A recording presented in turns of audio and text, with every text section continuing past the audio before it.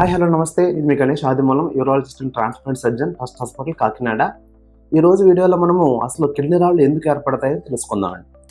Kidney రాళ్ళు ఏర్పడడానికి ప్రధాన కారణం వాటర్ తక్కువ తీసుకోవడం. వాటర్ తక్కువ తీసుకోవడం వల్ల యూరిన్లో స్టోన్స్ తయారయ్యే సబ్స్టెన్సెస్ అంటే పదార్థాలు గాఢత ఎక్కువయ్యి అవి డిపాజిట్ అయ్యి స్టోన్స్ కింద తయారవుతాయి. రెండో ప్రధాన కారణం ఏంటంటే ఆహారపు అలవాట్లు. అంటే ఆహారంలో యూరిక్ యాసిడ్ ప్రొడ్యూస్ చేసే పదార్థాలు కానీ ఆక్సిలేట్ ప్రొడ్యూస్ చేసే పదార్థాలు కానీ ఎక్కువ తీసుకోవడం వల్ల రాళ్ళు తయారవచ్చు అనమాట. అంటే యూరిక్ యాసిడ్ తయారయ్యే పదార్థాలు అంటే యానిమల్ ప్రోటీన్ ఇటువంటివి అనమాట. అదేవిధంగా ఆక్సిలేట్స్ అంటే ఆల్మోస్ట్ టమాటాలు, క్యాబేజ్, క్యాలీఫ్లవర్, తోటకూర, పాలకూర, నట్స్, చాక్లెట్స్, కూల్ డ్రింక్స్ ఇటువంటివన్నీ కూడా వీటిలో ఆక్సిలేట్స్ ఎక్కువ ఉంటాయండి.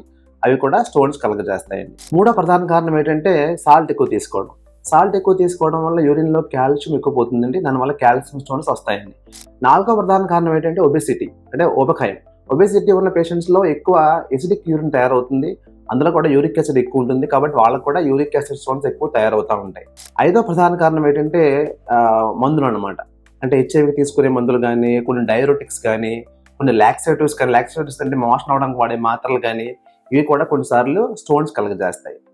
ఆరో కారణం ఏంటంటే మనకున్న మెడికల్ కండిషన్స్ అంటే మనకున్న డయాబెటీస్ కానీ, గౌట్ కానీ, పారాథైరాయిడ్ హార్మోన్ అంటారు, హార్మోన్స్ ఎక్కువైనప్పుడు కానీ, ఈ కండిషన్స్ ఉన్నప్పుడు కూడా ఆ రాళ్ళు తయారయ్యే అవకాశం ఉంటుంది.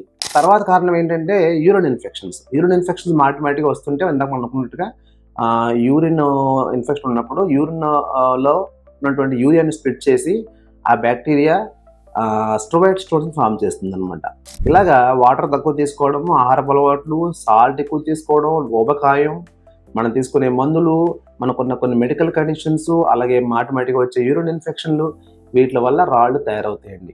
ఎవరైనా మీకు డాక్టర్ గారు ఆపరేషన్ చెప్తే సెకండ్ ఒపీనియన్ తీసుకునే ఆప్షన్ మీకు ఉంటుంది. మా దగ్గర యూరాలజీ ఆపరేషన్ సంబంధించి సెకండ్ ఒపీనియన్ ఫ్రీగా ఉంది, గమనించండి. ఇదండి ఈరోజు వీడియో. మరో మంచి వీడియోతో మళ్ళీ కలుద్దాం. అంతవరకు సెలవు. Take care.